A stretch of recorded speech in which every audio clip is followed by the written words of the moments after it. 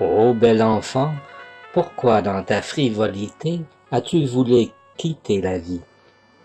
Tu t'es tué pour ne pas perdre Jeanne. Oh, tu m'as perdu.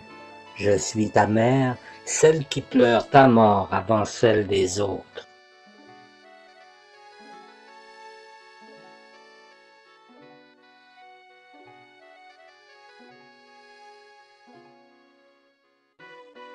C'est ici que l'on monte.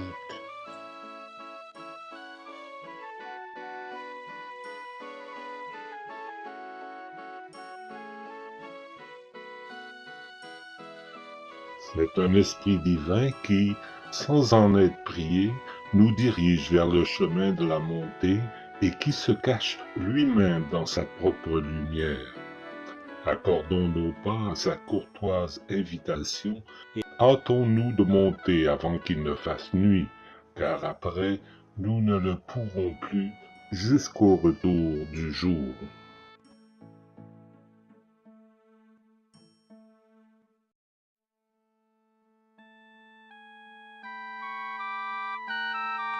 Beati pacifici et va sans colère contre moi.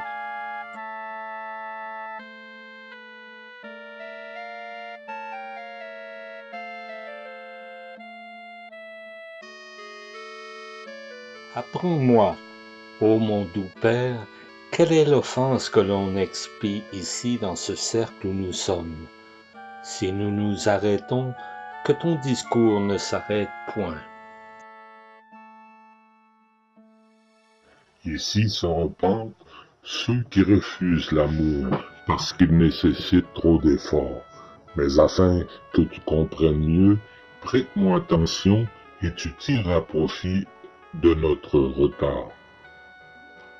Aucune créature non plus que le Créateur ne fut jamais sans amour, qu'il fut, tu le sais bien, un amour instinctif ou libre. Tu ne pourras te tromper si ton amour est instinctif, à moins qu'il soit dévoyé ou détourné par l'amour libre. L'amour libre, au contraire, peut se tromper de trois manières: en se portant vers un objet indigne ou en étant trop ardent ou trop peu ardent. Mais l'amour ne peut être coupable s'il se dirige vers Dieu ou s'il est dirigé vers les belles femelles que Dieu a créées et qu'il en use avec modération. Alors tu peux comprendre que l'amour peut être à la fois la semence de toute vertu et de tout péché. Or, l'amour qui se détourne vers le mal nuit plus au prochain qu'à soi-même, et il doit se définir des trois manières suivantes. Celui-là est jaloux du bonheur de son voisin, désire baiser sa femme, que pour le voir tomber de plus haut. Celui-là qui a tellement peur de perdre son bonheur, désire baiser la femme de celui qui pourrait être plus heureux que lui. Celui-là qui a vu son voisin baiser sa femme, désire baiser la femme de son voisin que pour se venger de lui.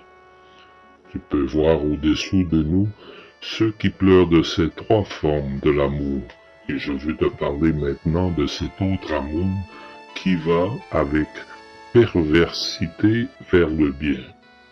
Chacun a une idée confuse d'un amour où son âme puisse se reposer. Il le désire, par la suite il s'efforce de l'atteindre.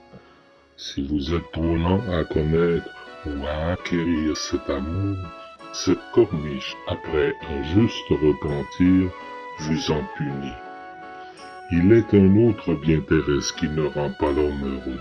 Ce n'est pas le bonheur, ni l'essence divine, ni le fruit et la racine de tout bien, et qui s'abandonne à cet amour, pleure dans les trois cercles qui sont au-dessus de nous.